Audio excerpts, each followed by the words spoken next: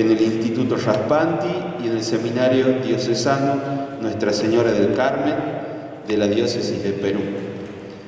Colabora habitualmente en distintos espacios de formación para docentes, catequistas y agentes del pastoral.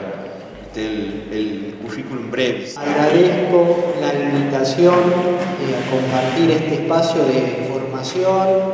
Desde que llegué a Catamarca, la verdad que me han recibido muy bien, muy hospitalarios, muchas gracias y bueno, contento de estar con ustedes, compartiendo hoy y mañana. Yo tengo acento salteño porque soy salteño. Hace mucho que estoy en Buenos Aires en general, pero soy de acá, de esta zona del norte del país. Y bueno, lo que vamos a compartir en estos días es lo que llamamos algo de la teología moral fundamental. La idea es compartir desde lo que uno ha estudiado, que ha podido también dar clases y también desde la experiencia pastoral y de acompañamiento de las comunidades y también espacios de formación para catequistas, para docentes, ¿no? Entonces, bueno, vamos a tratar de compartir algo de esto y ojalá que les sirva a ustedes también para la vida en el fondo, porque la teología moral es una ciencia práctica que lo que trata de ayudarnos es a vivir mejor. Entonces, desde el punto de vista también de la fe en este caso, por eso es teología, queremos reflexionar sobre cuáles son las consecuencias de nuestra fe para nuestra vida personal, familiar, comunitaria, social, profesional, y de eso se trata un poquito. Quería empezar con una frase de San Alfonso María de Ligorio, un poco de propaganda a mi familia espiritual. Digamos, yo soy de una congregación de los misioneros redentoristas que fue fundada en el año 1732 por San Alfonso. Pero además, San Alfonso es el patrono en la Iglesia Católica de los que se dedican a la teología moral y de los confesores, patrono de moralistas y confesores. Por eso en mi congregación hay también una tradición de dedicarnos al estudio de la teología moral. Y San Alfonso elabora toda su teología moral, entonces hay que ubicarlo, ¿no es cierto?, entre finales del 1600 y gran parte del 1700, y elabora la teología moral pensando sobre todo en cómo ayudar a la gente a poder vivir el Evangelio, y también cómo ayudar a los sacerdotes, fundamentalmente a los misioneros, somos una congregación misionera, a acompañar la vida de fe de la gente, ¿no? En la época de San Alfonso había algunas cosas, evidentemente un mundo totalmente diferente del nuestro, pero había algunas cosas que de alguna manera tienen que ver, podríamos decir, ¿no? Y había una crisis en la Iglesia entre lo que había sido primero una actitud más bien laxa de interpretar y vivir el Evangelio, es decir, que todo vale. Se había ido al otro extremo, a una especie de rigorismo moral, conocemos con el nombre de jansenismo también en esa época, porque Jansenio era de alguna manera el que había puesto las bases teóricas de este rigorismo. Entonces, este rigorismo lo que hacía era que la gente tuviera como una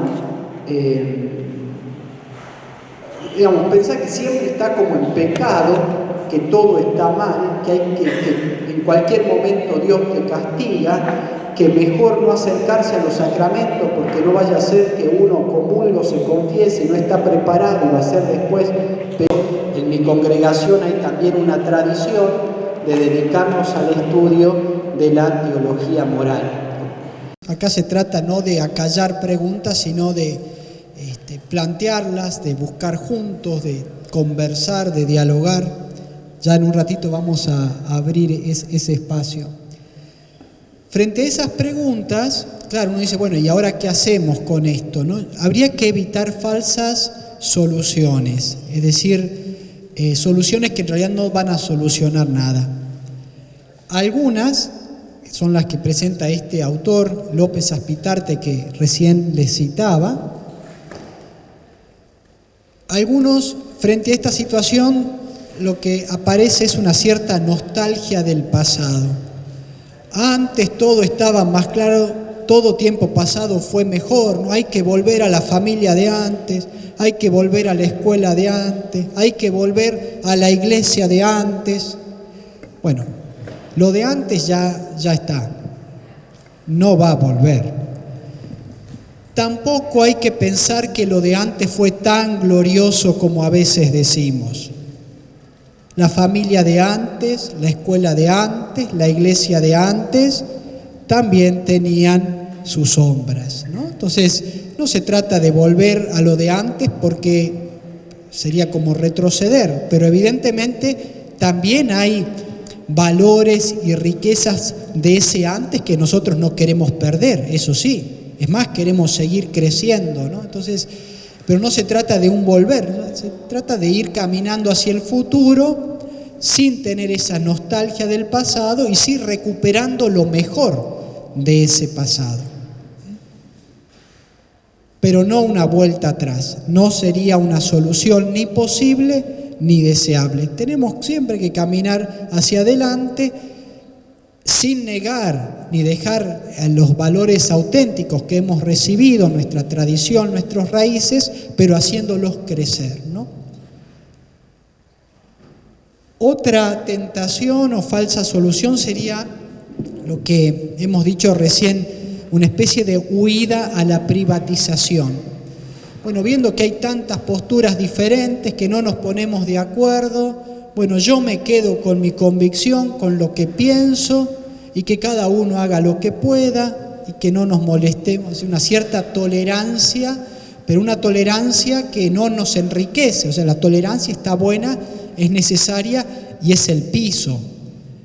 Pero si tolerar es solamente que el otro piense como quiera, que no me moleste, tampoco va a haber un mutuo enriquecimiento. Es decir, la tolerancia es el piso, pero a partir de ahí hay que apostar por el diálogo, evidentemente no siempre fácil, ¿no es cierto? No, pero el mutuo enriquecimiento, es decir, si yo creo en lo que estoy convencido, evidentemente no se lo puedo imponer al otro, pero se lo puedo proponer, se lo puedo expresar, se lo puedo compartir y puedo escuchar lo que el otro también propone. Entonces, no es que cada uno tiene su idea y con esa, ¿no? Sino vamos tratando de construir algo juntos. Ese sería un poco el ideal. Evidentemente, se dice fácil y rápido, es muy difícil, ya lo sabemos, ¿no? Y por otro lado, otra de las posibles falsas soluciones o tentaciones sería el juego de las estrategias y concesiones. Es decir, bueno, si lo que nosotros proponemos, los cristianos, por ejemplo, encontramos que el Evangelio hay cosas que pareciera que en este tiempo ya no van, y bueno, acomodémonos a este tiempo. Acá hay que salir de a veces un equívoco, ¿no? Es decir, una cosa es actualizar la propuesta del Evangelio para que pueda ser significativa en el mundo que hoy vivimos, los lenguajes y demás. Pero eso no significa acomodar el Evangelio a lo que a nosotros nos venga bien. Son dos cosas diferentes. El Evangelio siempre nos va a ser exigente, siempre nos va a costar vivirlo, pero también uno va a decir, esto que me exige, que me cuesta, es un camino de plenitud, es un camino de madurez, es un camino que me hace bien, ¿no es cierto? Entonces, no se trata de rebajar la exigencia para que todos nos pongamos de acuerdo con el mínimo, bueno, una especie de como de pereza, tanto intelectual como moral, como una cierta mediocridad, eso tampoco nos hace bien. Entonces, no se trata de hacer concesiones, sino de, actualizar al hoy el mensaje del Evangelio, pero en el sentido que ese mensaje de siempre siga siendo significativo en los lenguajes, en los modos de proponer para el mundo de hoy, ¿no? Pero no acomodarlo a la última moda. Son dos cosas muy diferentes. Frente a toda esta situación, los cristianos miramos la realidad con esperanza. Hay a veces diagnósticos que hacemos los cristianos que parece que el mundo ya se vino abajo, que todo está mal, que ya ahora la gente no le hace caso al Papa, no le hace caso, se olvidó de la Iglesia, de la Biblia, todo un desastre. No, es un diagnóstico sesgado. Hay muchas cosas positivas también en el mundo en que hoy vivimos, ¿no? Entonces, se trata de tener una mirada no ingenua, pero ni tampoco pesimista, catastrófica, ni optimista exageradamente, ni pesimista exageradamente. Tratar de ser lo más realistas posibles, ¿no? Y el cristiano, es realista, pero también mira con los ojos de la fe. Y los ojos de la fe nos dicen que desde que Dios ha creado el mundo y se ha comprometido en la historia de los hombres, particularmente con la encarnación de Jesucristo, el Espíritu de Dios actúa en la historia. Muchas veces de manera oculta, misteriosa, ¿no? Pero está presente. El Espíritu no nos ha abandonado, está presente. Evidentemente muchas cosas suceden en el mundo no porque Dios quiere, sino porque nosotros cerramos el corazón y no dejamos que ese espíritu de fraternidad, de paz, de justicia, de solidaridad actúe en nosotros. Le ponemos tantos obstáculos que no lo dejamos actuar. Pero el Espíritu Santo, el Espíritu del resucitado actúa, ¿no? Y entonces esa es nuestra esperanza. También nuestra esperanza es que en el ser humano hay un fondo de bondad que hay que ayudar a despertar. En el fondo la moral, la reflexión moral también es esto, ayudar a liberar el fondo de bondad que hay en cada ser humano, ¿no? Kant, volviendo a este filósofo, hablaba de el mal radical, es decir, un mal que está radicalmente metido en el ser humano. Nosotros hablamos también del pecado original, por ejemplo, ¿no? Pero más radical que ese mal es la bondad originaria que hay en todo ser humano. De alguna manera, la propuesta ética es tratar de ayudar a liberar esa bondad originaria que hay en cada persona, en cada ser humano, ¿eh? Entonces, tenemos esperanza en el Espíritu que actúa y en esa bondad que hay en el ser humano. Tan mal a Dios el ser humano no le salió. Nosotros después arruinamos un poco las cosas, pero hay una bondad y vio Dios que era bueno el mundo, la creación y particularmente el ser humano creado a imagen y semejanza. Algunos signos de esperanza también en este mundo que estamos viviendo, me parece a mí podemos nombrar algunos. La preocupación por la dignidad y los derechos de todo ser humano. Puede ser que quede demasiado en los papeles, es verdad. Quizás este es el siglo en que nosotros tenemos que seguir trabajando para que la dignidad de todo ser humano, el derecho de todo ser humano sea realmente respetada. Esto no está pasando, pero hay una conciencia de que todos los seres humanos tenemos una misma dignidad que durante muchos siglos no existió. Y hoy, más allá de la religión, del lugar donde haya nacido, de la educación que tenga, de su condición social, de su color de piel, tenemos todos una misma dignidad que tiene que ser respetada, ¿no? Al menos la teoría la tenemos.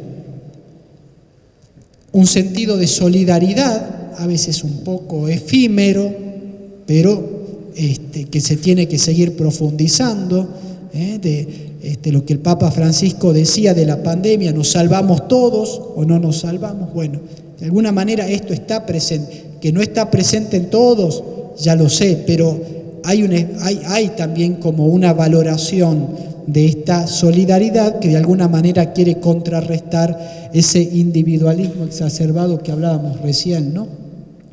Una conciencia de responsabilidad por la justicia y la paz, al menos en la teoría. Ya sé que está Ucrania, que está Rusia y tantas otras guerras que no salen en el diario y tantas formas de violencia donde la gente se muere por injusticias, por violencia, por carrera armamentista, por las drogas. Evidentemente que la paz no podemos decir que es algo que esté presente y que se vea por todos lados, pero hay creo yo, una mayor conciencia de la importancia de la paz, de que la guerra en el fondo nunca es algo justo, que la guerra siempre nos destruye, que tenemos que buscar otros modos para resolver nuestros conflictos, ¿no? El tema de la tolerancia y del respeto por las diferencias que decíamos también hoy, una mayor conciencia ecológica, de cuidado del medio ambiente. Bueno, y creo que se podrían decir también otras cosas. Es decir, algunos dirán, pero bueno, ¿esto dónde está? Esto no lo vemos en ningún hecho. Yo pienso que está presente, hay que potenciarlo y hay que llevarlo a la vida, porque a veces la teoría la tenemos muy linda, ¿no es cierto? Los discursos, las palabras están muy buenos, pero a la hora de ver esto, si lo vivimos, pero bueno, ya darse cuenta hacia dónde tiene que uno ir, me parece que, bueno, tiene también su importancia. Ahora, a partir de estas dificultades que hemos visto, de la moral cuestionada, arrinconada, relativizada, etcétera, uno se pregunta, bueno, pero es necesaria, después también habrá que preguntarse si es posible una reflexión sobre la moralidad de los actos, de los comportamientos humanos. Si no nos vamos a poner de acuerdo, si cada uno ¿vale la pena hacer este esfuerzo? Bueno, es necesaria, aquí vamos a decir, por dos motivos. Un motivo más antropológico y un motivo también de fe. El motivo antropológico es que todo ser humano en algún momento se hace la pregunta, por el bien, por el mal, ¿qué está bien? ¿Qué está mal? ¿Qué me hace bien? ¿Qué me hace mal? ¿Qué cosa que yo hago al otro le hace bien? ¿O lo lastima, lo daña, lo perjudica? Es decir, una persona más o menos sana, de alguna manera, esa pregunta está presente, ¿no? Y además está presente como, de alguna manera, constitutivamente en la persona, ¿no? Esa pregunta, porque también es la pregunta sobre qué hago con mi libertad, con las decisiones que tengo que tomar, cómo las fundamento, cómo las justifico. Pero también desde el punto de la vida cristiana, ¿no? Porque tenemos que decir que la adhesión libre a la fe cristiana, yo soy cristiano, no es solamente que fui bautizado, que voy cada tanto a misa y que puedo recitar el credo, sino que implica un estilo de vida, que es el estilo de vida que Jesús nos mostró, que nos muestra, que nos invita a vivir cada uno en lo que le toca estar, ¿no es cierto? En su casa, en su familia, en su trabajo. Entonces, la moralidad surge como algo que tenemos que reflexionar porque todo ser humano se pregunta por lo que está bien, lo que está mal, también porque nuestra fe cristiana implica la pregunta de si yo creo en Jesús, ¿cómo es el estilo de vida de un seguidor, de una seguidora de Jesús? De un amigo, de una amiga de Jesús, de alguien que ha puesto en Cristo su esperanza y su fe. Todo esto después lo van a tener, ¿no es cierto? El PowerPoint, digo.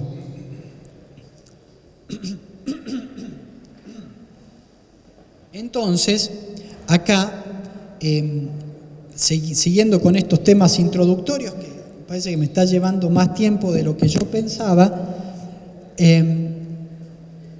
pero si decimos que también desde el punto de vista de la fe es que la pregunta moral tiene su sentido,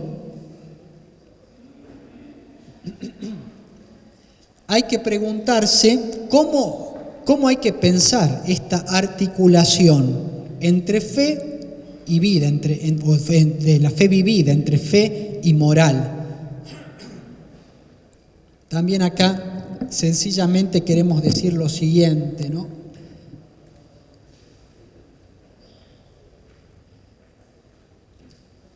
Lo primero que hay que decir es que la moral no es todo ni es lo más en el cristianismo. El cristianismo, en primer lugar, no es una doctrina moral, no es un moralismo. Eso es lo primero. Por eso nosotros hemos empezado hoy con algo que para algunas personas quizás no tenga mucho que ver con la moral, y es recordando lo que decía San Alfonso, de que Dios nos ama desde el instante mismo, o sea, desde toda la eternidad. El amor con que se ama a sí mismo es el amor que también nos regala a nosotros. Por lo tanto, hemos ampliado el horizonte. La moral no es lo más importante de la fe cristiana. Por eso la moral no es el cristianismo no es un moralismo. Dicho esto, hay que decir que la moral es una dimensión necesaria de la fe cristiana. La fe cristiana no es moralista, pero tampoco es amoral. Una fe que no tuviera una incidencia en la práctica sería una alienación de la fe. Si no me toca mi vida, si no me transforma, si no tiene una influencia en mi modo de pensar, en mi modo de actuar, entonces esa fe queda como en algún rinconcito de mi existencia, pero no se conecta con todo lo que soy. Y la fe, bíblicamente hablando, es una respuesta global del ser humano a Dios, que ofrece vivir en comunión con Él. Entonces, la moral es una dimensión necesaria de la fe cristiana, pero no la agota. De estas dos cosas,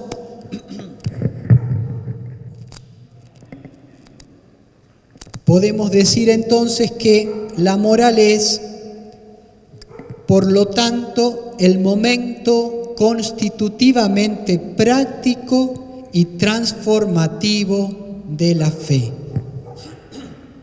La moral es el momento en que la fe impacta en la vida para cambiarla, para transformarla. La fe primero me transforma a mí, me va transformando, me va inspirando, me va convirtiendo en el modo de pensar, de sentir, de vivir de Jesús.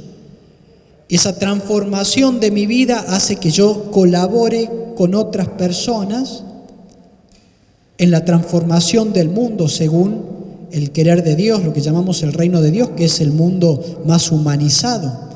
Y ahí colaboramos con gente que comparte nuestra fe y gente que tiene otra fe y gente que no tiene ninguna fe, pero que está interesado en que nuestra sociedad sea mejor, ¿no es cierto? Entonces, la moral no es todo, pero es esencial y es el momento en que la fe se hace concreción práctica, se hace vida, se hace estilo de vida, ¿no? Por eso se va a decir muchas veces que para la fe cristiana la moral es segunda, pero no es secundaria. Es segunda porque lo primero es el encuentro con Jesucristo, pero no es secundaria porque yo no me encontré con Jesucristo si ese encuentro no me cambió la vida, ¿no?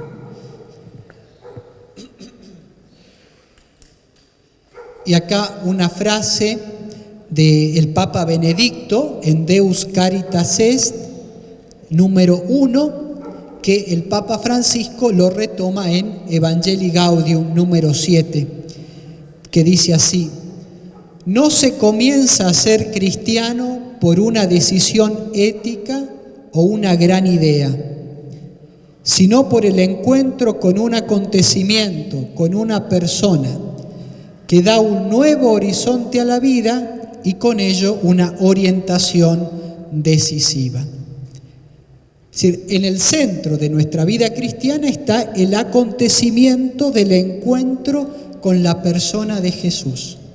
El cristianismo no es solamente una decisión o una teoría ética, ni siquiera una filosofía o una cosmovisión del mundo, una decisión ética o una gran idea, sino es el encuentro con Jesucristo, que a partir de ese encuentro con Jesucristo, eso me da, éticamente hablando, una orientación para vivir. Y también a nivel de la idea, podríamos decir, de la reflexión, un horizonte para comprender el mundo, para comprender la realidad, para comprenderme a mí mismo, ¿no?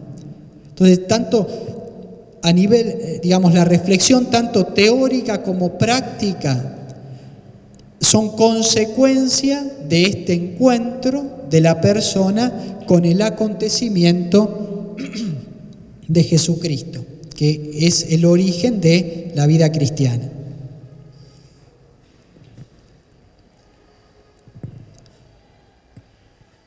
Entonces podríamos decir que en el horizonte de la fe, la propuesta de vida cristiana implica una perspectiva de la moral que tenga por lo menos estas características. Es una moral de la autonomía, es decir, de vivir según las propias convicciones, según la propia conciencia, según los propios valores, pero abierto a la teonomía. Teo, acá de Dios, nomía, es decir, porque como vamos a ver ahora cuando nosotros desarrollemos un poco el tema de la conciencia, para la fe cristiana, vivir según la propia conciencia, buscando la verdad que nos ayuda a descubrir la conciencia, es al mismo tiempo escuchar la voz de Dios que habla en la conciencia. Por eso algunos autores hablan de la autonomía teónoma o autonomía participada. Escuchar en lo profundo de cada uno aquello que es eco de la voz de Dios. San Agustín hablaba del maestro interior. Para el cristiano, seguir la voz de la conciencia, seguir sus propias convicciones, es también estar actuando según el querer de Dios, lo que Dios me invita a vivir, como algo que me desarrolla en mi bondad y que hace también bien a los demás. Entonces, es de la autonomía, porque actúo según mis propias convicciones, pero no una autonomía cerrada, sino en escucha atenta a la voz de Dios. Esa escucha atenta se da también en diálogo con los demás, en diálogo con la palabra de Dios en la Escritura, ya lo vamos a ver, escuchando también las indicaciones del magisterio pastoral, etcétera, ¿no? Es una moral del esfuerzo humano y al mismo tiempo de la gratuidad divina. Yo tengo que poner lo mejor de mí mismo, pero al mismo tiempo siento que es Dios el que me da la gracia, el que va actuando en mí, ¿no? El que me da la gracia de poder liberar mi libertad. Acá hay un tema de la teología clásica, que es cómo se van a pensar juntas la libertad del ser humano y la acción gratuita de Dios, y siempre hay que pensarlas juntas, ¿no? Es decir, esto es, por ejemplo, una de las cosas que Jesús pone de manifiesto de la visión farisaica de la vida. Es decir, si yo me quedo solo con esta primera parte, todo lo que yo logré es por mi propio esfuerzo, es por mi propio mérito, entonces yo desprecio a los otros que no han logrado lo mismo que yo. Los fariseos del Evangelio, ¿no? Es decir,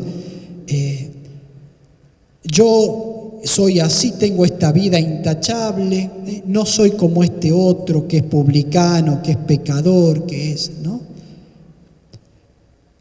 Entonces, no es que el mérito, hoy ahí se habla a veces mucho de la meritocracia, evidentemente la Iglesia nunca ha dicho que no hay que esforzarse y sacar la mejor versión de uno mismo, para poder desarrollarse a sí mismo y también hacer el mejor aporte que podamos hacer a la sociedad.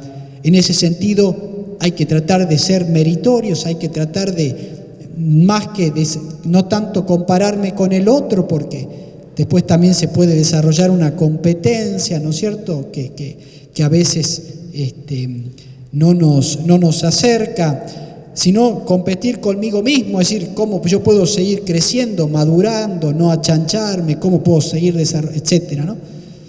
Pero el cristiano dice, todo esto no es solamente mi propio esfuerzo personal. ¿Cuánto tengo yo para agradecer? Yo logré esto, pero esto que yo logré, ¿no se lo debo también a tantas personas, mi familia, la educación que me dieron, los que me acompañaron, los maestros que he tenido? Le debemos tanto a los demás y en el fondo no le debemos a Dios, que nos ha regalado la vida, la capacidad, que actúa, que me ha fortalecido en el momento es decir, de eso se trata, ¿no? Es decir, cada uno se esfuerza para dar lo mejor de sí, pero al mismo tiempo entiende que todo es gracia. San Pablo tiene una frase muy linda que dice, todo es gracia, pero la gracia no fue estéril en mí. Yo puse mi parte. Yo le ofrecí la libertad a Dios para que Él pueda actuar, ¿no? Entonces, aquí ya no hay lugar para sentirse mejor que nadie, sino para el agradecimiento. Gracias, Señor, porque más o menos estoy orientado en la vida. No juzgo al otro que quizás todavía está en búsqueda. No sé qué le tocó a él vivir, a ella, no sé. Yo más o menos ahora siento, y si siento que estoy desorientado, bueno, pido una mano para que Dios me ayude también, ¿no? Pero no me siento que sea mejor, que esté por encima que por el otro, ¿no? Pero al mismo tiempo pongo lo mejor de mí. Es una moral de la rectitud de la conciencia, de buscar conocer la verdad realmente, no caer en eso que decíamos hoy, el subjetivismo de los meros sentimientos, ¿no? Sino de, bueno, a ver, esto que es realmente así es el modo que realmente tengo que actuar, pero no vivida en clave neurótica ni culpabilizante, sino en ámbito de acogida y de perdón. Trato de ser lo mejor posible, pero no me estoy culpabilizando todo el tiempo, sintiéndome el peor pecador, pecadora de todo, que siempre estoy en pecado, que estoy haciendo mal las cosas, que ese perfeccionismo que no nos hace bien, ¿no? Che, qué bien que te salió, sí, me salió, pero yo lo podría haber hecho, y siempre estamos, ¿no es cierto?, como insatisfechos, como... Entonces, se trata de la búsqueda del bien, de la búsqueda de la verdad, del esforzarse lo mejor que uno pueda, pero al mismo tiempo de reconocer que todo es gracia, que Dios nos perdona, que Dios nos recibe siempre, que nos ama incondicionalmente. No nos ama Dios porque seamos buenos o buenas, sino que nosotros podemos llegar a ser buenos y buenas en la medida en que experimentemos en nuestra vida ese amor incondicional que Dios nos tiene y que lo hagamos crecer en nosotros, ¿no?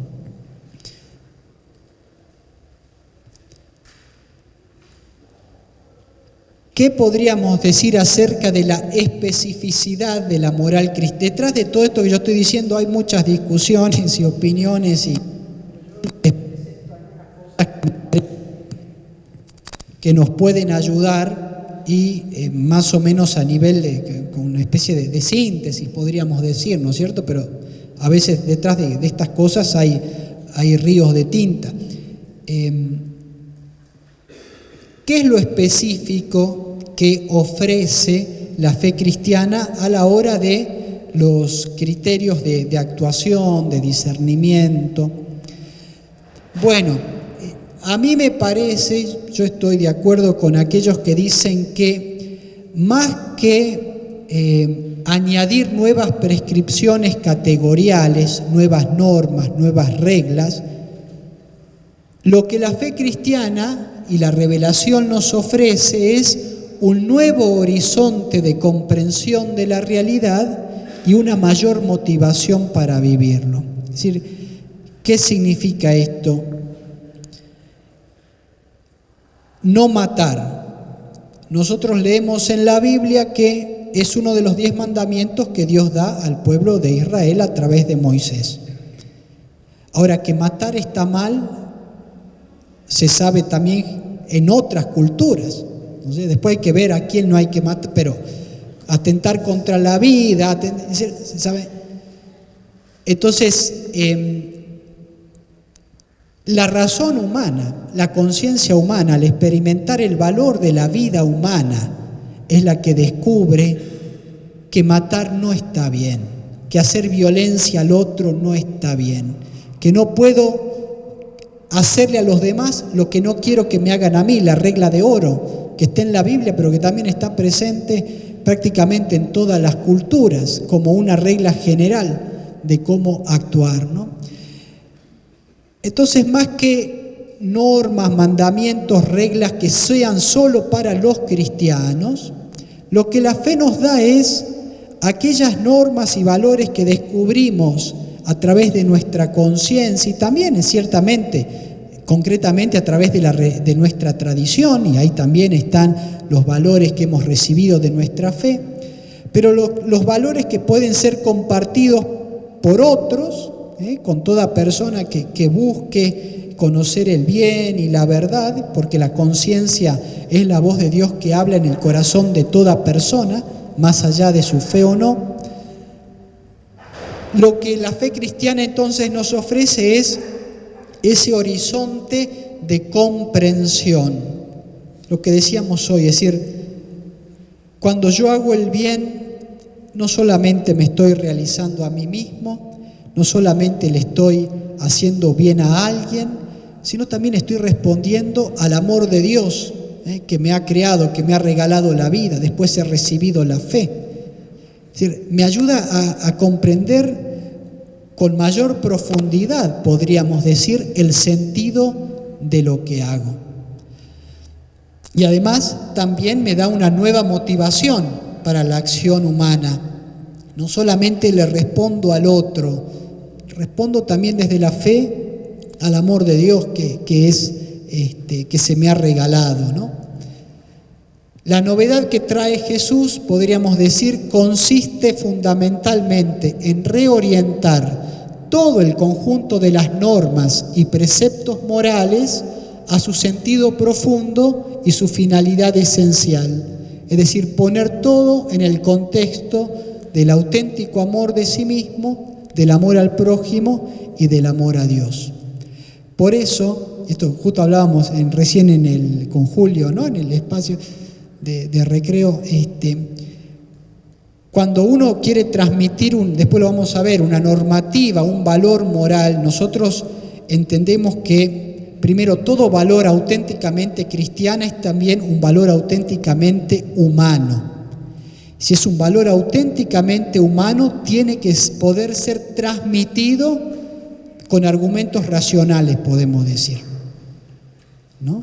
Entonces, yo como cristiano puedo tener mi horizonte de comprensión, mi horizonte de motivación desde la fe. Pero con aquel que no cree, puedo hablar también de ética y de moral, en la medida en que comprendo que, de alguna manera, esos comportamientos buenos son comportamientos también razonables que yo puedo explicar y justificar. Y que creo que el otro también puede llegar a comprender, más allá que después lo acepte o no. Esto después va a ser importante cuando veamos el tema de cómo se transmiten las normas y los valores, lo que sería la pedagogía moral, ¿no? Es decir, lo que veíamos hace un ratito, los cuestionamientos a la moral. ¿Y por qué tengo que hacer esto? Ya no va más con los chicos decir porque esto está en la Biblia, porque hay una ley, porque el Papa lo dice. Vos tenés que justificar por qué este comportamiento es bueno o es malo para la persona, para la sociedad, para la comunidad. De nuevo, entonces, ¿qué es la teología moral? Podemos decir que es la reflexión científico-crítica sobre la praxis cristiana, es a nivel de una disciplina teológica, ¿no es cierto? Porque hay muchas veces, uno puede reflexionar de muchas maneras acerca de la experiencia y de la vida.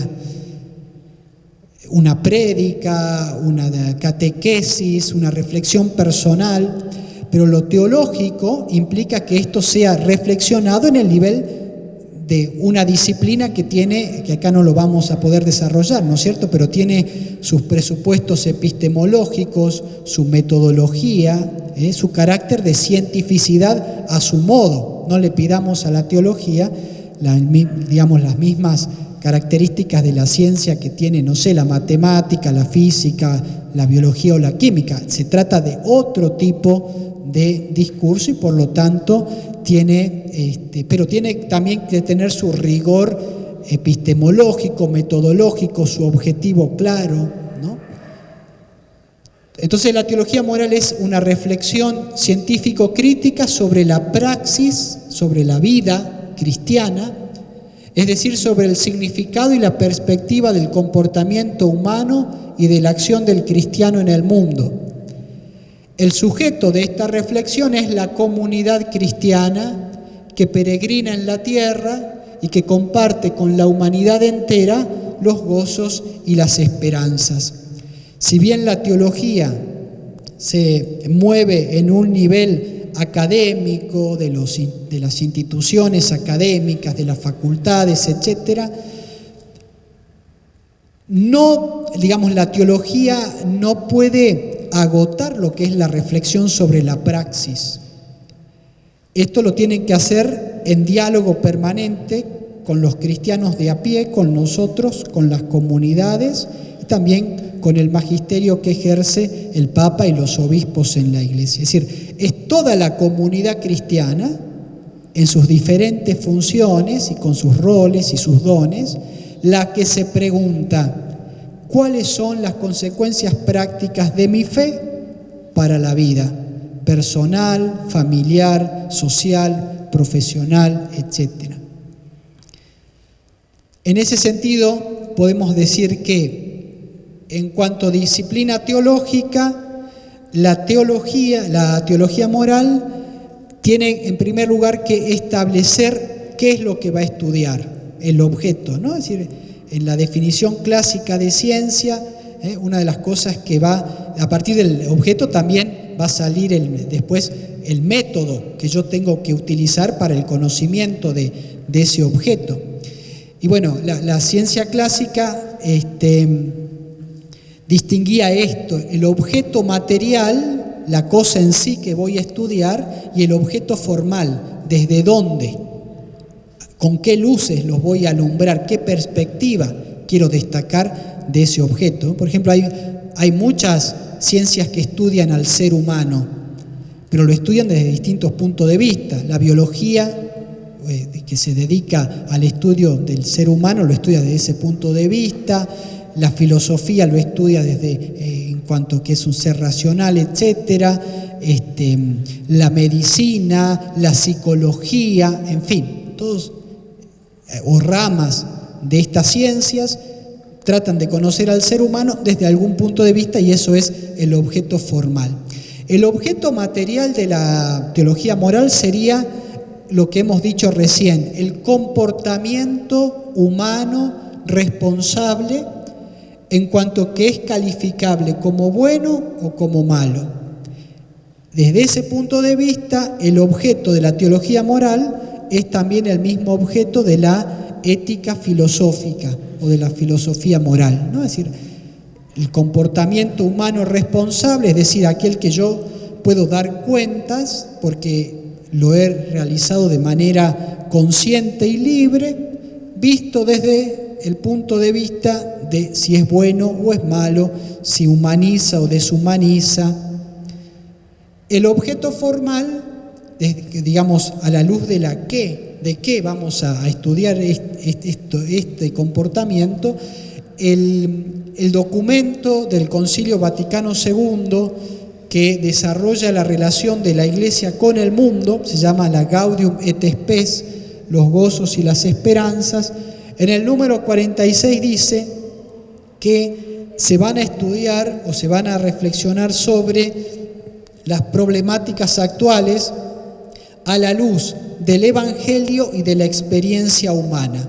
Y esto sería un poco la epistemología propia de la teología moral.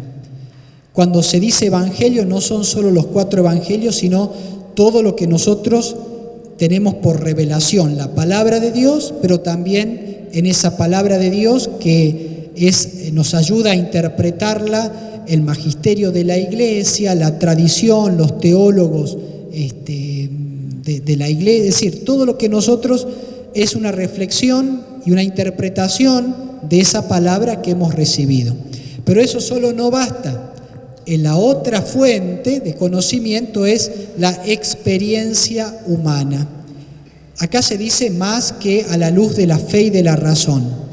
Se dice a la luz de lo que Dios revela y se dice a la luz de lo que el ser humano experimenta. Esa experiencia incluye también la razón, pero no se reduce a la razón.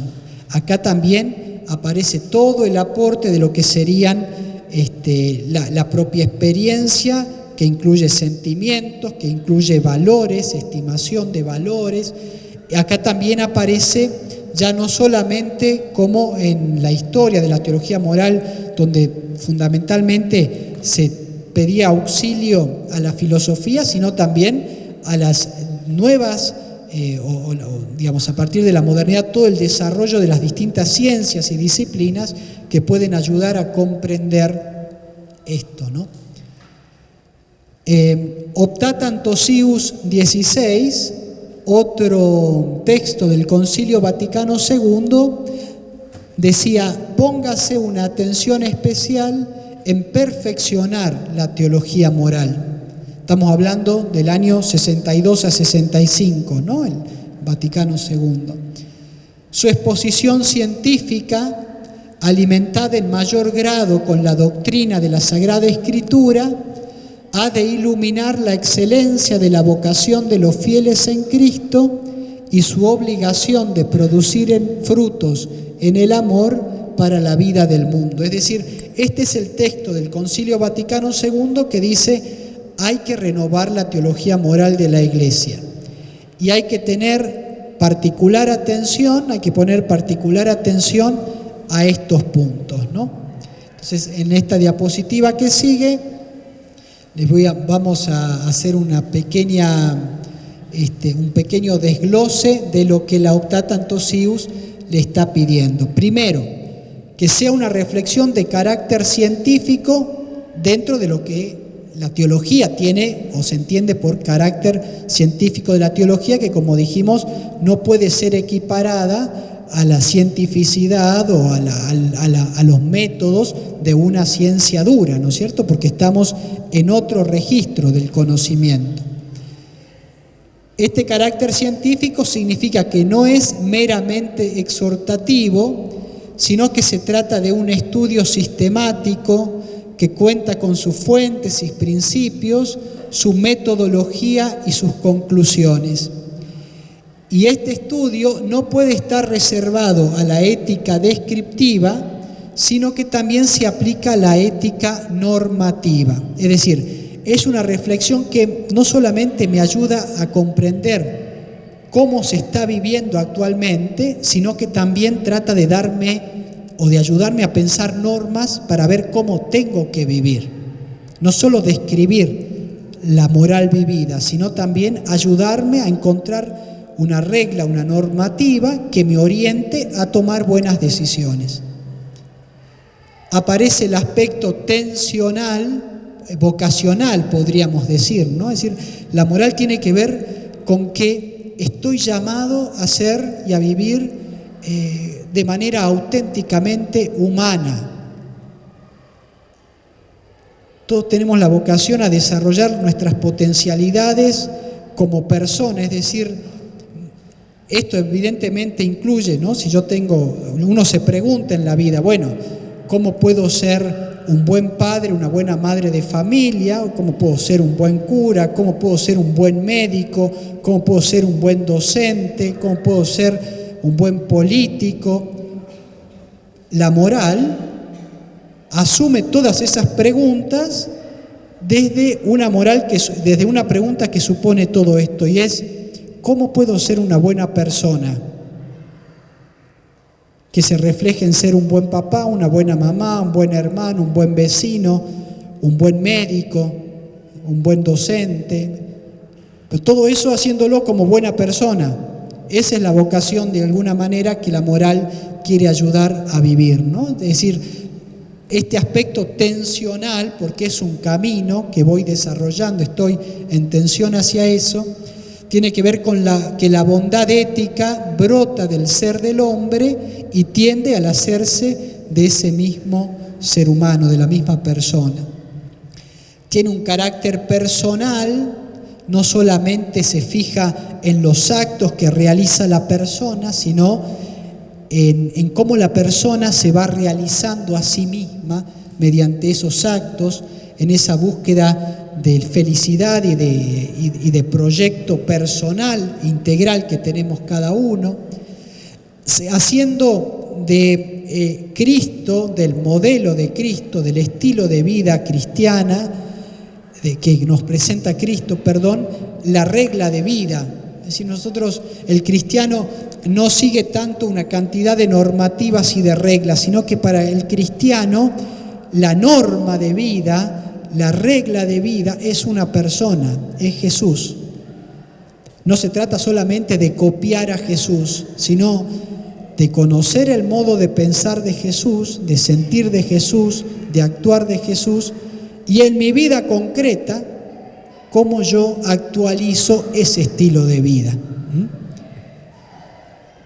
Porque para nosotros, con una proyección práctica, ¿no? Es decir, decía este texto Optatan Sius 16, que no es solamente, la moral no busca solamente que yo desarrolle mi vocación como persona, sino que yo colabore en la transformación de un mundo mejor para todos, producir frutos para la vida del mundo, ¿no?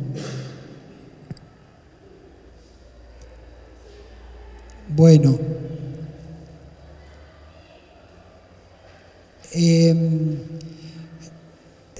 aquí no me voy a quedar porque después no vamos a tener tiempo para ir profundizando otras cosas, pero simplemente decirles que hoy por hoy no se puede hacer teología moral solamente desde la Biblia, solamente desde los recursos que nos ofrece, como decíamos hoy, nuestra fe, sino que tiene que ser como se hace de hace muchos siglos, en diálogo con la filosofía, pero hoy también con la psicología, con la sociología, con la antropología cultural, con la medicina, la biología, la genética, las neurociencias, la pedagogía. Cada una de estas ciencias ayudan a tener un mayor conocimiento de esta realidad compleja. Después vamos a ver, por ejemplo, cuando los problemas bioéticos, ¿no? Yo tengo que escuchar a ver qué me dice la biología, qué me dice la genética, qué me dice la medicina en relación con alguna cuestión que quiera estudiar para ver si tal comportamiento en este ámbito de la vida humana es bueno o malo, se puede o no se puede hacer. Entonces, simplemente esto, que hoy se habla de... Ahí utilizan también otras terminologías, interdisciplinar, transdisciplinar y otras, pero la idea es esa, que se haga con un diálogo y un enriquecimiento mutuo, ¿no? Podríamos decir entonces que la finalidad de la teología moral es esta: reconocer las consecuencias gozosas y transformadoras que brotan del encuentro con Jesucristo como respuesta en el amor que produce frutos para la vida del mundo.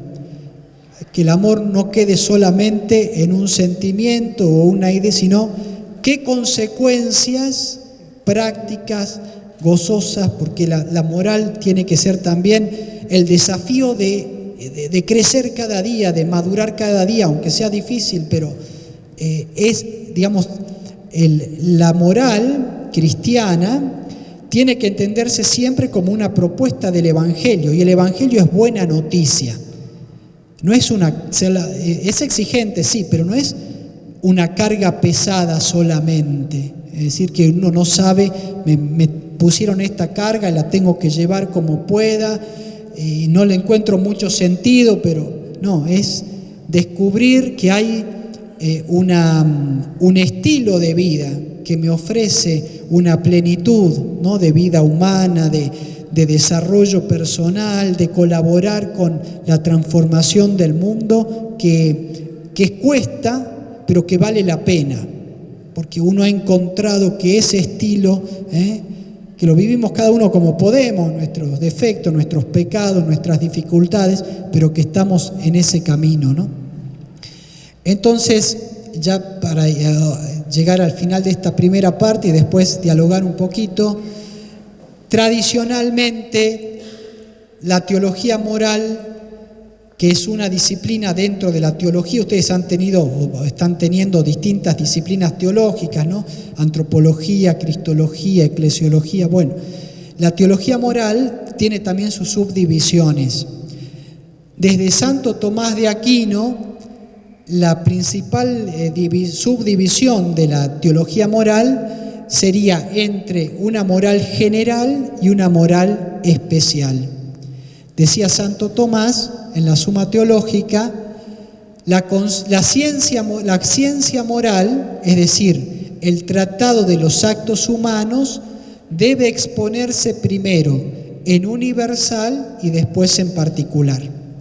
Entonces hay la segunda parte de ese texto importante en la historia de la teología que llamamos la Suma Teológica de Santo Tomás de Aquino.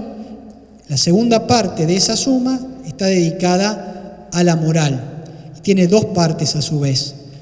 Moral general, donde se habla de las leyes, lo que es la ley, lo que es la conciencia, lo que son los actos morales, etc. Y después ya se va a discernir o a estudiar los actos más concretos desde el punto de vista de las virtudes. Bueno, ¿esto por qué les pongo acá? Porque lo que yo les voy hoy a la moral general también se le suele llamar teología moral fundamental, porque se trata no solamente de desarrollar las categorías generales de la moral, la libertad, la conciencia, normas, valores, etcétera, sino también de justificar, de fundamentar este discurso, esta reflexión que se hace de la moralidad desde la teología. Entonces yo les voy a presentar entre hoy y mañana la parte más general y fundamental. Y después va a venir la hermana María Marta Cuneo, que es también es otra congregación, pero es también de nuestra espiritualidad redentorista, que es doctora en teología moral y es médica, y les va a hablar un poco más de las cosas que a ustedes más les interesan, que son las cuestiones más concretas, de bioética, de moral familiar, de moral sexual. Después creo que también, porque en general la moral especial hoy por hoy se divide en moral social, donde se ve lo que conocemos también como doctrina social de la Iglesia, todo eso, y moral de la persona, que a su vez estaría como subdividida entre lo que tiene que ver con todo el aspecto de la sexualidad humana, de la moral familiar, etcétera, y este otro aspecto de la bioética, cómo se interactúa con la vida y las situaciones que a partir sobre todo de los desarrollos científicos y tecnológicos, mediante los cuales la persona, los seres humanos, actuamos directamente sobre la vida humana, bueno, los problemas éticos que se presentan. La bibliografía básica que estoy siguiendo acá tienen algunos autores. Este de acá es el que yo les voy a dar en PDF, de Eduardo López Aspitarte, el nuevo, donde todos estos temas están desarrollados de una manera que, al mismo tiempo que es un autor reconocido dentro de lo que es la teología moral de lengua española, un autor equilibrado, es un texto que no tiene tantas notas a pie de página y todo eso, sino que está también destinado a un público que no necesariamente se dedica a la teología moral, ¿no es cierto? Entonces yo me parecía que era el que mejor nos podía venir a nosotros acá. El amor es, a veces nosotros lo tenemos muy limitado, esta idea de lo que yo siento, el corazoncito que dibujo, pero el amor es aquello que me mueve y que uno va gastando la vida en eso, en aquello que ama, ¿no? A Jesús le costó la vida y a todos nosotros también. Aquello que amamos es aquello en lo cual nosotros ponemos la vida, nos comprometemos, ¿no? Exactamente. Es una experiencia totalizadora del ser humano que ahora vamos a ver. Es decir, el tema del amor tiene que ver desde el punto de vista teológico con que esto que nosotros decimos, somos imagen y semejanza de Dios. Y Dios es amor. Por lo tanto, nuestra esencia más profunda es el amor. No todos van a estar de acuerdo con esto, pero desde la fe cristiana se nos dice esto, es decir, yo solamente me puedo desarrollar como persona, porque en el fondo la moral lo que me invita es a que yo sea lo que estoy llamado a ser, lo que desarrolle lo que yo estoy llamado a ser, ¿no? Y si en el ser humano lo más esencial, lo más profundo es esta capacidad de amar y de ser amado, entonces la vida moral va a ir ayudándome a madurar y a desarrollarme y a ser feliz en la medida en que yo crezca fundamentalmente en eso, en mi capacidad de amar en lo concreto, ¿no?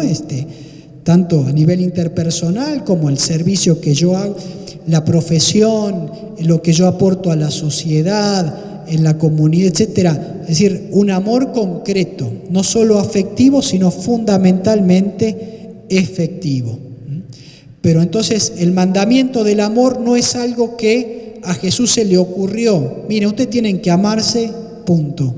Al prójimo como a sí mismo y a Dios, sino que el mandamiento del amor que Dios nos da a Jesús, en el fondo es lo que desarrolla aquello que nosotros somos en nuestra esencia.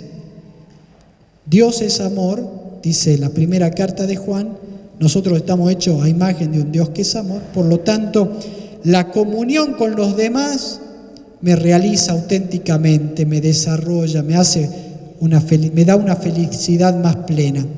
Encerrarme en mí mismo, que eso en el fondo es el pecado.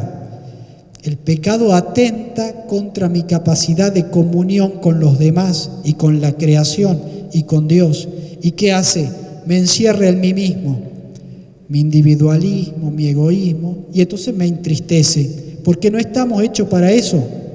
Estamos hechos para la comunión, para la relación con Dios, con los demás, con el mundo, con la creación, con el cosmos, que cada vez tenemos una mayor conciencia de que esa relación con el cosmos es también constitutiva de nuestra realidad humana, ¿no?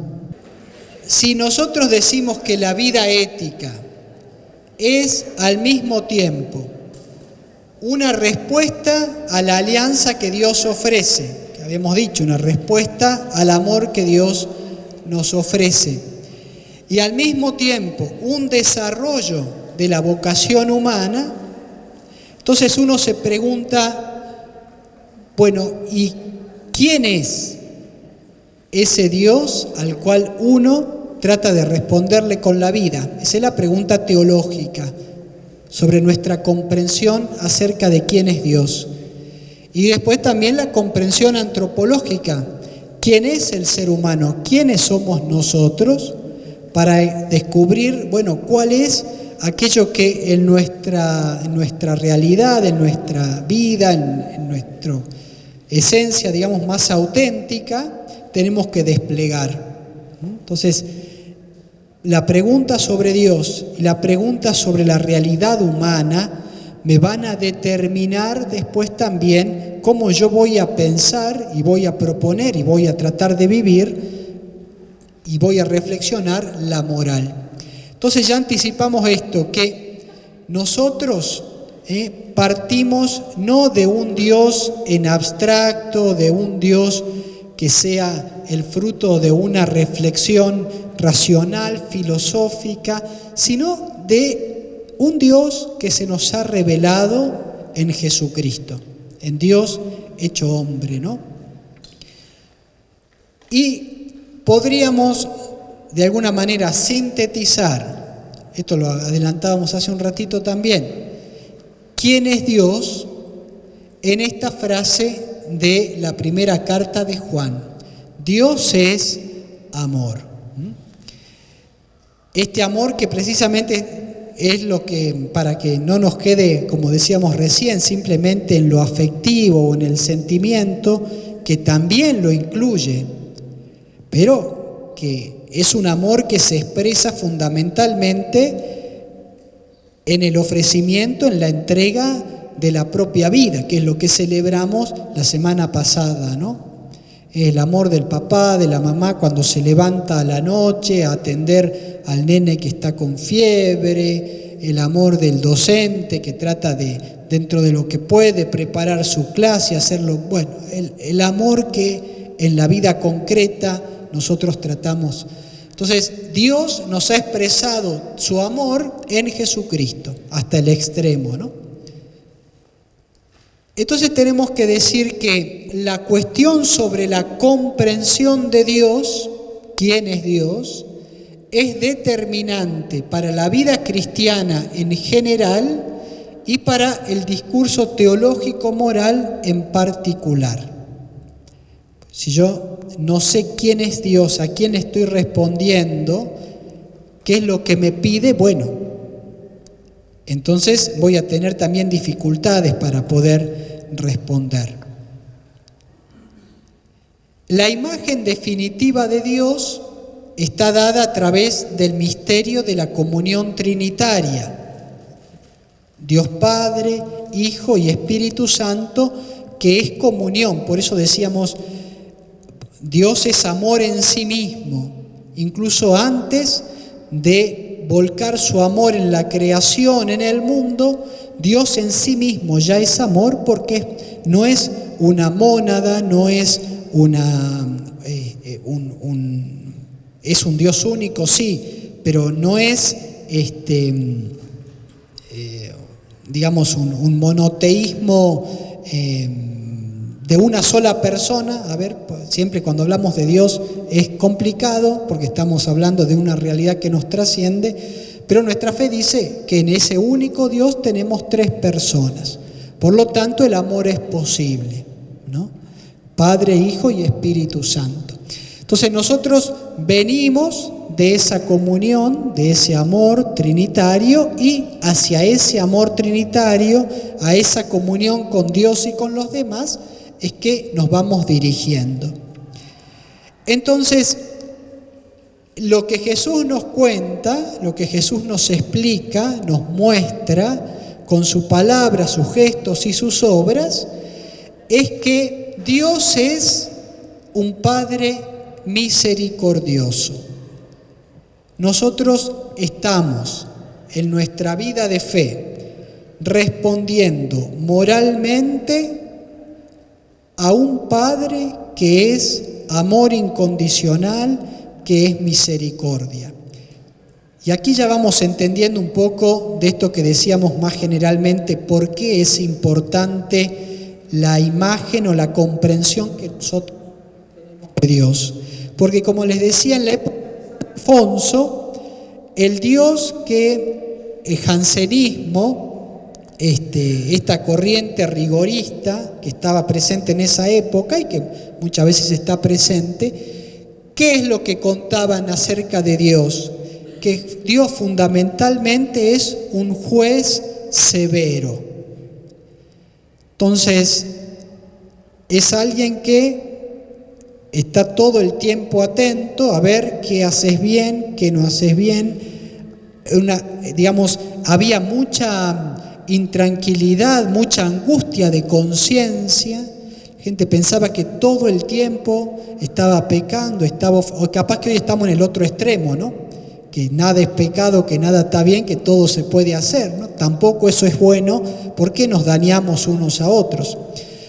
Pero entonces, esto es muy importante, porque si nosotros entendemos la vida moral como respuesta a un Dios que todo el tiempo me está juzgando, entonces yo voy a vivir la moralidad de una manera, con temor, con angustia, en el fondo también con interés, porque más que hacer el bien, me interesa que no me castiguen o que me den un premio. Es decir, en el fondo la motivación no va a ser una motivación propiamente moral. Si yo me porto bien para que no me vaya al infierno y me vaya al cielo, eso no es una motivación de amor, es una motivación del propio interés. Quiero pasarla bien.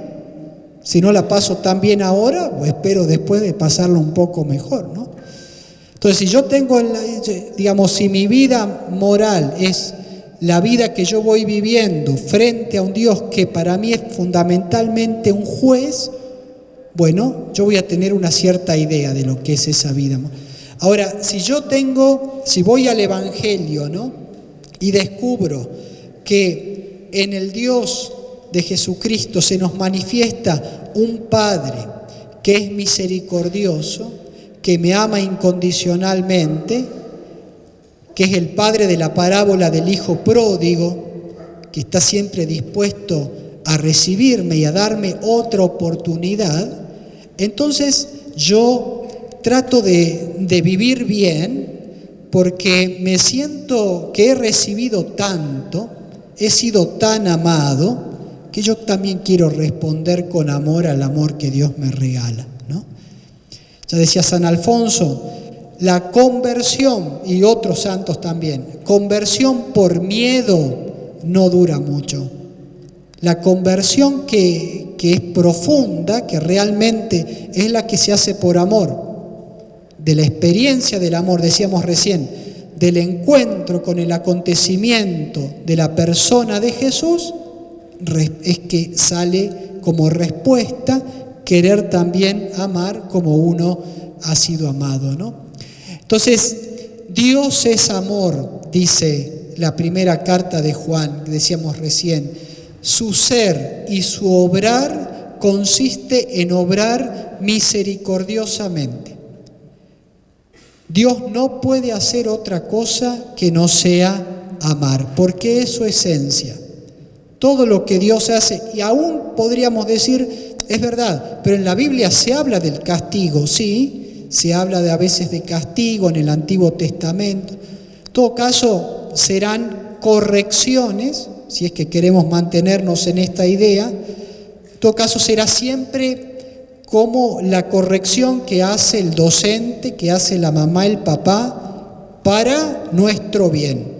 Nunca va a ser algo que Dios haga para vengarse, Nunca va a ser algo que sea el castigo como un fin en sí mismo. No tiene ningún sentido. El amor nunca puede querer el castigo como un fin en sí mismo. Puede a veces sí corregir con cosas que al otro no le gustan, como hace el papá, la mamá con sus hijos. No le gusta, pero sabe que eso lo va a ir ayudando a descubrir valores, le va a ir fortaleciendo, es por su bien. Porque Dios es Padre, no es paternalista. Es decir, el paternalismo es aquel que no te hace crecer. hace todo por vos, bueno, a vos te parece, bueno, adelante, seguí, y después la persona que nunca le han puesto un límite, que nunca le han marcado un camino, evidentemente sabemos que después la vida te lo va poniendo sola esos límites y bueno, después cuesta mucho más, ¿no es cierto?, poder superarlos. Entonces, Dios es Padre, pero no es un Dios paternalista que todo le da igual, porque quiere nuestro bien. Y un papá, una mamá que bien quiere el bien de su hijo, de su hija, un docente de su alumno, no le da todo igual. Trata de que lo que viva, lo que pueda darle, le haga bien a esa persona, ¿no? Por eso podemos decir que en Dios se conjuga la misericordia y la justicia. No es el Dios juez severo, decíamos, del rigorismo, pero sí es un Dios justo. No le da todo igual. Es verdad que Dios es misericordiosamente justo, o hace justicia cuando da su misericordia, porque en el fondo la justicia de parte de Dios es fundamentalmente, ustedes saben que hay una clasificación de la justicia conmutativa, distributiva, etc., ¿no?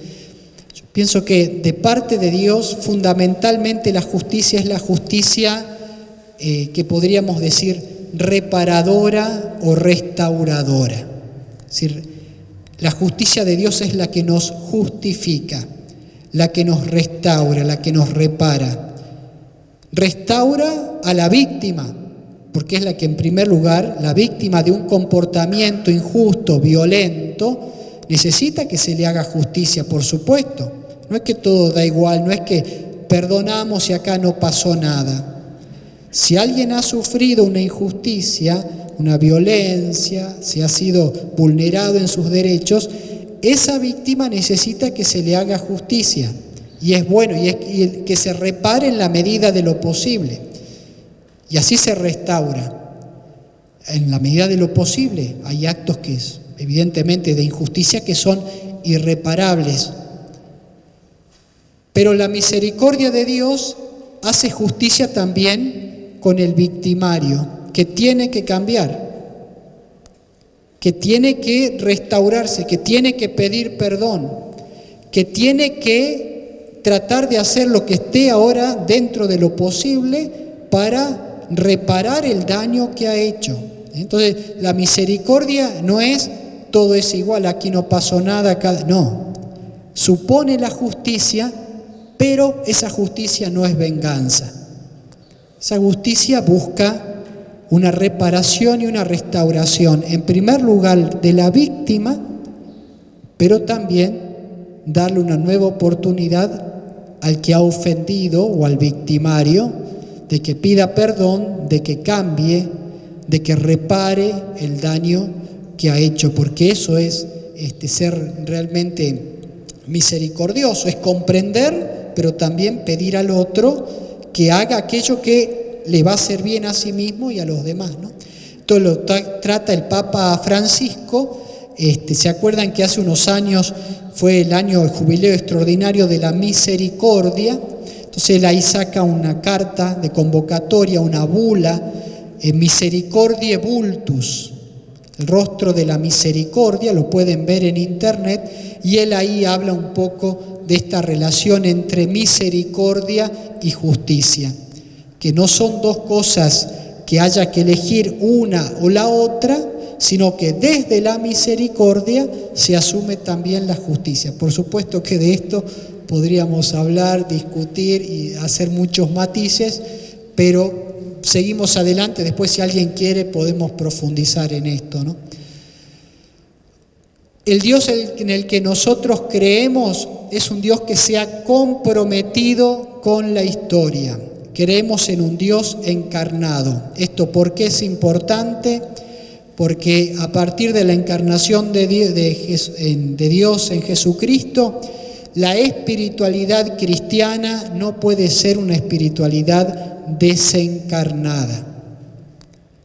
La espiritualidad cristiana no es una evasión de mis tareas sociales, familiares, profesionales. Al contrario, Ahí es donde yo estoy expresando mi fe y mi amor a Dios, en lo concreto de cada día. Como cristiano, el tiempo que yo le dedico a Dios, como dice, pero ¿cómo no le vas a dedicar a Jesús 1 hora a la semana yendo a misa? Ahí yo veo muchas dificultades en ese argumento. Primero, la misa no es algo que yo le dé a Dios, sino algo que Dios me da a mí. Jesús prepara una mesa, me da su palabra, me da la Eucaristía, me ofrece. Si no voy me la pierdo, pero Dios no se pierde nada. O bueno, se pierde de que le hubiera gustado compartir ese rato conmigo. Pero no es esa, es decir, nuestra vida como cristianos. Estamos llamados a hacer de nuestra vida, y esto dice también la palabra de Dios, un culto agradable a Dios. Es decir, todo lo que yo hago, cuando lo hago por amor a mi prójimo, cuando me esfuerzo por hacer las cosas bien, por servir a la sociedad, a la familia, ahí lo estoy amando a Dios, ahí estoy viviendo, ahí estoy practicando la fe. A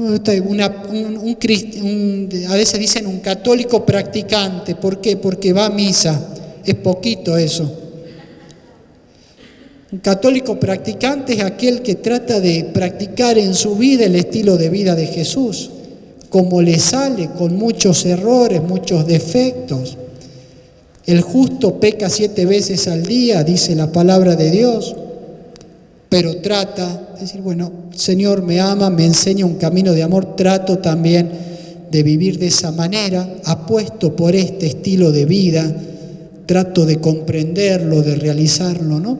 Es decir, nuestra espiritualidad, más espirituales somos, más comprometidos con nuestra realidad.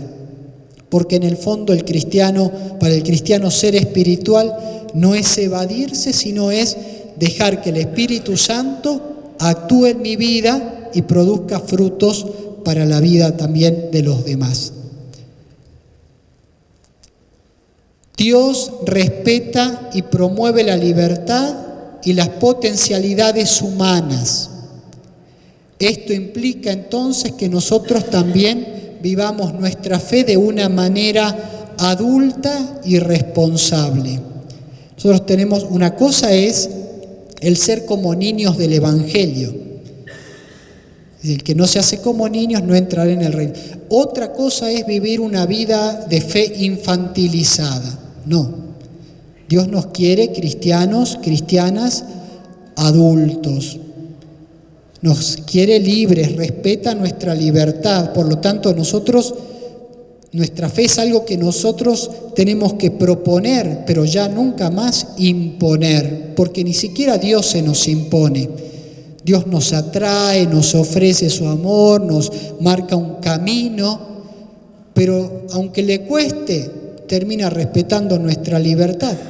Entonces, un cristiano también es alguien que respeta, que valora la libertad del otro. Esto es muy importante también desde el punto de vista de la educación, pero ofrece al mismo tiempo esos valores que, como vamos a ver, son los que ayudan a encauzar la libertad para que me ayuden a relacionar, a ser y relacionarme como una persona adulta, madura, ¿no? Ya vamos a ver esto. Dios no compite con el hombre ni tiene celos de su realización humana, como en la mitología griega. ¿Vieron? La mitología de los griegos, cuando los dioses veían que algún ser humano empezaba a destacarse por alguna cosa, inmediatamente no vaya a ser que y ahí nomás le un rayo, alguna cosa. A veces nosotros también pensamos eso, ¿no? Es decir, como que Dios compite con el desarrollo de nuestra humanidad. Todo lo contrario. Dios quiere que nosotros crezcamos, que desarrollemos nuestras capacidades, que maduremos. Cuanto más auténticamente humanos, más auténticamente cristianos vamos a ser. Porque en Jesucristo no solamente se nos revela el rostro de Dios. Nosotros tenemos un dogma de los fundamentales, Jesucristo, verdadero Dios, verdadero hombre. Por lo tanto, en Jesús no solo se nos revela el rostro de Dios, se nos revela también el misterio del ser humano. Gaudium et Spes 22. A la luz de Cristo, del misterio de Cristo, se nos muestra el misterio del ser humano, se nos revela quién es el hombre, ¿no? Porque Jesús es el auténtico Dios y el auténtico hombre al mismo tiempo. Entonces, Jesús nos enseña también, nos marca ese camino de realización auténticamente humana, y Dios nos quiere eso, profunda y plenamente humanos. Dios salva y libera al ser humano del pecado y de la muerte. Por lo tanto, el Dios de la revelación cristiana es ante todo una buena noticia de gracia y de salvación. El Evangelio de Jesús, aun cuando se presente como exigencia, es siempre buena noticia. Al final de estos días vamos a hablar del pecado y vamos a decir una cosa, lo decía Paul Ricoeur: no hay predicación de los pecados o sobre los pecados, hay predicación sobre la remisión de los pecados. Es decir, desde el punto de vista de la fe, pecado es lo que Dios perdona y lo que Dios me invita a cambiar y a salir. Nosotros no creemos en el pecado, creemos en el perdón de los pecados. Por lo tanto, cuando yo voy a hablar de moral, nunca puedo presentar algo que no sea al mismo tiempo una exigencia y una buena noticia.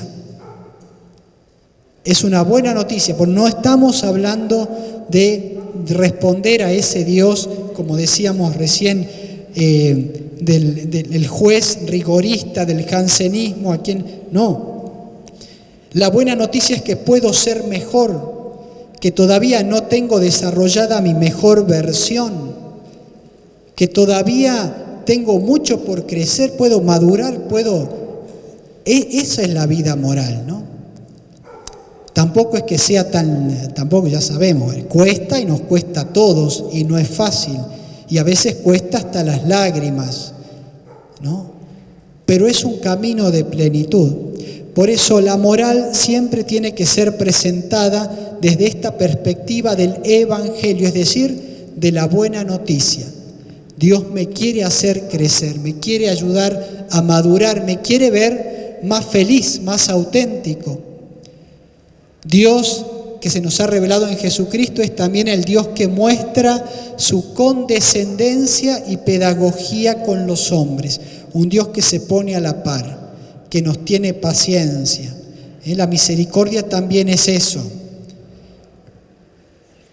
La moral no es solamente mostrar la meta, sino cuáles son los pasos que tenemos que dar cada día para ir acercándonos a esa meta, ¿no? Y el Señor nos acompaña, es un Dios que tiene paciencia. Yo tampoco te condeno, no peques más, le dice a esa mujer en el Evangelio, ¿no? Una pedagogía de condescendencia de Dios que acompaña, que va caminando con nosotros. Finalmente, Dios tiene un amor universal a todos. Nadie se queda afuera, a todos y a cada uno. Pero según el Evangelio y según la Sagrada Escritura, ese amor es universal y al mismo tiempo preferencial. Porque para que entren todos hay que empezar a buscar a los que siempre quedan afuera, ¿no? Entonces hablamos de el amor preferencial por los últimos, por los pobres, por los excluidos, por los pecadores. No para dejar a nadie afuera, pero para empezar por los últimos, ¿no? El Papa Francisco va a hablar de ir a las periferias. Bueno, hasta ahí el tema de la imagen o de la comprensión de Dios, que, como vamos a seguir desarrollando, tiene también algunas cosas ya dijimos, pero que van a tener sus consecuencias a la hora de una propuesta moral cristiana concreta, ¿no? Ahora, también habíamos dicho que detrás de toda, o en la base, o acompañando toda reflexión moral, hay también una reflexión antropológica, una comprensión acerca de quién es el ser humano. Y para nosotros, una de las frases bíblicas que más nos ayudan a comprender esta identidad del ser humano es la del Génesis 1:27. Dios creó al hombre a su imagen. Recién hemos hablado que la esencia de Dios es el amor. Creado a imagen de Dios, el ser humano también está llamado a desarrollar y a vivir su capacidad de amar y de ser amado, ¿no? El Catecismo de la Iglesia Católica, en el número 357, dice: por haber sido hecho a imagen de Dios, el ser humano tiene la dignidad de persona. No es solamente algo, sino alguien. Cada ser humano tiene una dignidad. Para nosotros esa dignidad, como decimos, está fundada en ser imagen y semejanza de Dios. Hay otras personas que no comparten nuestra fe, pero que también se dan cuenta que no es lo mismo una persona que una piedra, y que no puedo tratar igual a la persona que a la piedra, ¿no es cierto? Y entonces, más allá de en cómo uno lo fundamenta, es en ese reconocimiento de la dignidad de la persona humana en lo que se basa en lo que hoy conocemos como los derechos humanos, que es una especie de consenso mínimo ético hacia el cual va caminando la humanidad. Es verdad que hoy por hoy es más declarativo que otra cosa, pero está basado en esta dignidad de todo ser humano. Entonces, esto es algo que después, volviendo a este filósofo Kant que recién mencionábamos, es decir, esto básico muchas veces es lo que uno, sin tomar conciencia, hace y ahí se equivoca. Cuando yo a alguien lo instrumentalizo y lo trato como algo, no como un fin en sí mismo, sino como un medio en función de algún interés mío, es decir, no reconocer esta dignidad que hace a toda persona un alguien, un fin en sí. Sigue diciendo el Catecismo, el hombre entonces es capaz de conocerse, de poseerse y de darse libremente y entrar en comunión con otras personas. Y es llamado por gracia a una alianza con su Creador, a ofrecerle una respuesta de fe y de amor que ningún otro puede dar en su lugar. En este sentido, la persona, por su dignidad, es única y es insustituible. Los roles los podemos sustituir. Bueno, esta persona se jubiló, viene otro y da esa clase, el rol está cubierto. Pero en cuanto persona somos insustituibles, somos únicos, únicas. Eso es lo que dice el Principito, ¿no? Tenía su rosa y cuando viene acá encuentra que hay millones de rosas y después el zorro le ayuda a descubrir que su rosa es única en el mundo. El amor, la experiencia de relación con los demás, la experiencia de la muerte de un ser querido, nos recuerda que somos insustituibles en cuanto personas, la unicidad del ser humano, ¿no? Y esto porque precisamente esto tiene que ver con la dignidad del ser humano, No se lo puede tratar de cualquier manera porque tiene esta característica de ser único, que para nosotros los creyentes además se fundamenta en que somos imagen de Dios. Entonces el ser humano tiene una dignidad especial que le viene dada por el hecho de ser imagen de Dios por creación y redimido en Cristo en la historia. Por eso muchas veces también decimos, es decir, el valor de cada ser humano es tan grande que vale la sangre de Cristo. El amor de Cristo en la cruz es amor por cada persona, por toda la humanidad y por cada uno, por cada una. Entonces, ese es el valor de la dignidad humana para el creyente. No estamos por azar en el mundo, no somos frutos, hemos sido llamados a la existencia. Dios lo ha querido y Dios en Cristo nos ha redimido. Este ser humano es un ser humano que está abierto a la trascendencia, es decir, no está encerrado en sí mismo, sino que como imagen de un Dios que es Trinidad, que es comunión, también el ser humano está llamado a desarrollarse en comunión con los demás, a trascenderse a sí mismo, porque eso es el amor, salirse de sí mismo y para llegar al otro.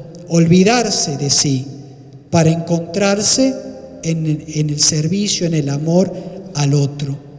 Ese trascenderse no solamente se realiza en relación con el otro humano, sino también con el totalmente otro o el otro con mayúscula, que es Dios.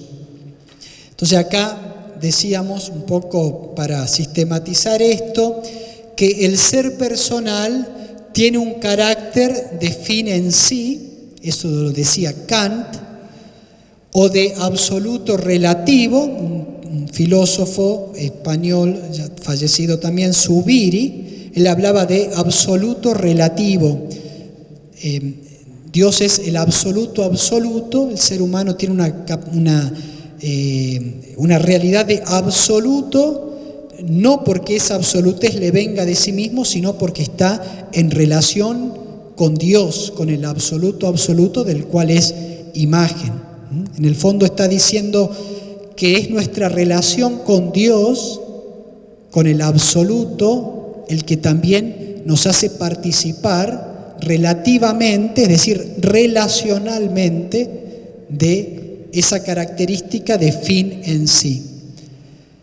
Esto exige que sea el ser humano siempre y en toda circunstancia respetado incondicionalmente, a la vez que prohíbe todo tipo de manipulación y de instrumentalización. Esto es lo que más o menos se acuerdan o están en el tema de la filosofía kantiana, en la segunda formulación del imperativo categórico. Tratar siempre la humanidad en el otro y en uno mismo, siempre como fin y nunca solamente como un medio. Porque en el fondo la violencia es eso, hacer del otro un medio, no respetarle su característica de fin en sí mismo. Es decir, ¿qué significa esto? No te puedo manipular, no te puedo instrumentalizar, no te puedo usar. En el fondo es eso. Te reconozco como alguien que no está a mi disposición para ser utilizado como una cosa.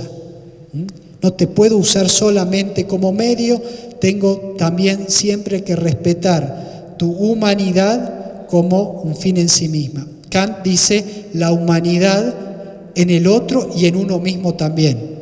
Yo no me puedo dejar instrumentalizar, no me puedo dejar usar como si fuera un medio, como un objeto. Somos sujetos, ¿no? Bueno, otra característica importante de la persona es que es una unidad, totalidad compleja.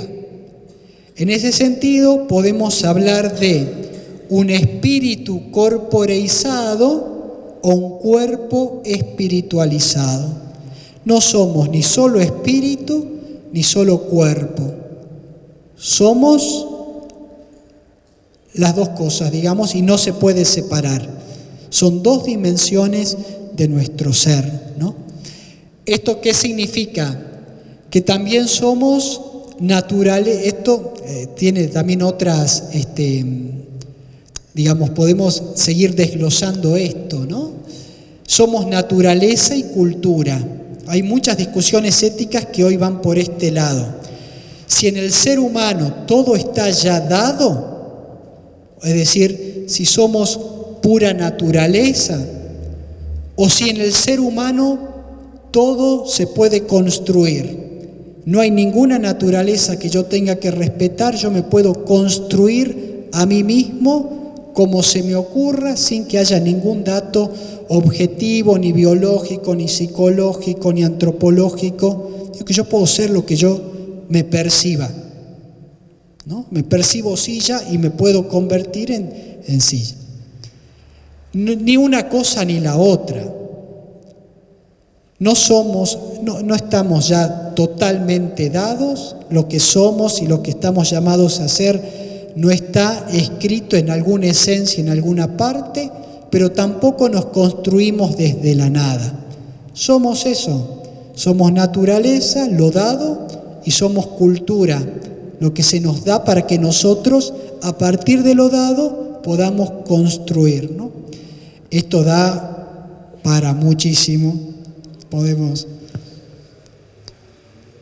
No somos ni seres individuos cerrados en nosotros mismos, sino que somos seres sociables, pero no somos, al mismo tiempo, si somos un fin en sí mismo, no podemos ser relativizados en función de la sociedad, por ejemplo, ¿no? Y quizás a veces hay modelos políticos que solamente ven al individuo, son los modelos políticos más liberales, que cada individuo tiene que desarrollarse, y hay otros modelos políticos que solo ven lo social. Entonces a veces hay que sacrificar al individuo en función son los colectivismos, etc. Ni una ni la otra. Es decir, hay que respetar a cada ser humano en su valor que tiene como fin en sí, pero estamos hechos para convivir. No podés ser feliz en una sociedad de gente que la está pasando mal. Tenemos que ayudarnos unos a otros, ¿no? Entonces, somos individuos, en el fondo, en el concepto de persona, que también es un concepto que habría que se puede desglosar y también da para polémica, pero en el concepto de persona está afirmada tanto la realidad del ser como individuo y como relación con los demás, ¿no? Ya vamos a profundizar esto. Después también somos libertad y somos condicionamientos. No tenemos una libertad absoluta, nuestra libertad es una libertad condicionada, está condicionada por nuestra forma de ser, por nuestra educación, por nuestra psicología, por nuestra cultura. Pero a pesar de todo eso, nosotros decimos, no estamos determinados en nuestro accionar, porque si no se acabó la ética, O sea, si yo no reconozco que en el ser humano hay algo que uno puede decir, aunque no sepa hasta qué punto, pero que es libre, aunque sea una libertad condicionada, sin ese espacio, sin ese presupuesto de la libertad, ya no hay lugar para la ética. Si todo está determinado en las neuronas o en la química o en el inconsciente o en donde sea, se acabó la ética, tenemos que hacer otra cosa, ¿no? Nosotros no estamos diciendo que no haya condicionamientos, porque no somos solo espíritu. El cerebro, la psiquis, la cultura, la sociedad, todo eso nos condiciona. Pero lo que nosotros decimos es, al menos en condiciones más o menos normales, cuando no hay una patología, cuando no hay una inmadurez muy fuerte, tenemos cierto margen de elección por la cual yo puedo decir, yo me hago cargo de lo que hice, bien o mal, ¿no? Sería una libertad condicionada. ¿Esto por qué es importante? Porque desde el punto de vista ético, todo dualismo o reduccionismo de la persona a una de sus dimensiones, física, psíquica, espiritual o lo que sea, es un grave desequilibrio que daña a la persona en sus fundamentos más profundos. Esto es importante porque a veces hay una teología moral que ha quedado solamente con alguno de estos aspectos. El cuerpo es malo. El placer por sí mismo es malo. Todo eso, lo único lindo, bueno en el ser humano es el alma espiritual. Esto no es bíblico, esto de alguna manera tiene que ver con la raíz griega. Ya Platón decía que el cuerpo era la tumba o la cárcel del alma, entonces había que salir, ¿no es cierto? Esto no es cristiano. Nosotros decimos, el Verbo se hizo carne, asumió nuestra humanidad, su espíritu y cuerpo. El otro extremo tampoco, es decir, tampoco somos solo cuerpo, tampoco somos, porque si no somos, terminamos en una especie de consumismo materialista, ¿no es cierto? Que pensamos que la felicidad es solamente lo que yo tengo, y no. No somos solo lo que tenemos, lo que podemos consumir. Hay, digamos, los dos extremos son malos y si yo termino tratando de simplificar la realidad humana y me quedo solo con un aspecto y probablemente me equivoque. No funciona así, ¿no? Bueno, el ser humano es un ser relacional.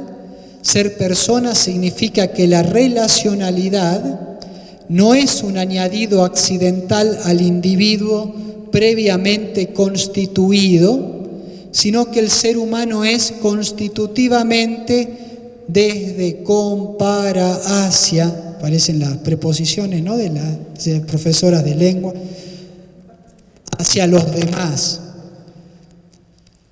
Porque somos imagen de un Dios trinitario.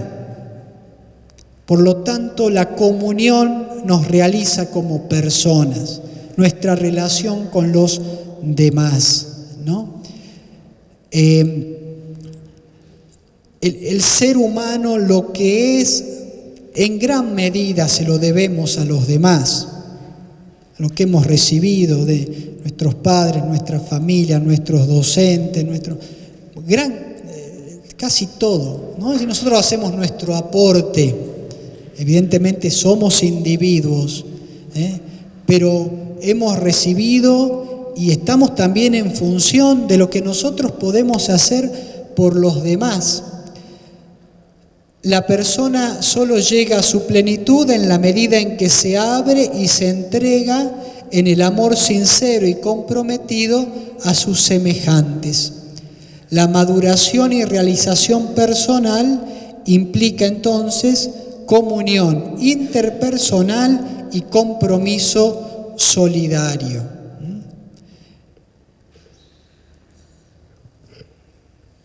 Bueno, es decir, esto va un poco, lo que realiza el ser humano no es lo que a veces se nos dice, solo vos, primero vos, lo que vos podés consumir, lo que vos tenés que comprar, lo que tenés que tener, es decir, pensar cada uno en sí mismo, y si cada uno hace eso, a todos nos va a ir bien. Eso no es así. Es decir, esta capacidad de pensar en el otro, de buscar también el bien del otro. Debe decir la palabra de Dios, hay más felicidad en dar que en recibir. Pero esto hay que hacer la experiencia, ¿no? Porque, digamos, acá hay una apuesta también por el futuro y el presente de la humanidad. Una humanidad donde cada uno solamente piense en sí mismo no es una humanidad viable. Somos relación, somos comunión. Estamos llamados también a pensar en los demás. Otro punto importante, que por eso también la teología moral va a tener una rama que va a estudiar esto, lo que llamamos la moral sexual, es que el ser humano la persona humana es sexuada. La nota de la sexualidad la sexualidad constituye una nota esencial de la persona, que abarca todas sus dimensiones y especifica el modo de comprenderse, relacionarse, realizarse como persona, de vivir y de expresar el amor humano. No podemos profundizar acá, seguramente lo verán con Tita, con la hermana, cuando sea el próximo bloque, creo que es, ¿no? En mayo, estamos haciendo ya propaganda, los temas más interesantes vienen con ella, pero es bueno tener una base ya para ir más o menos preparado.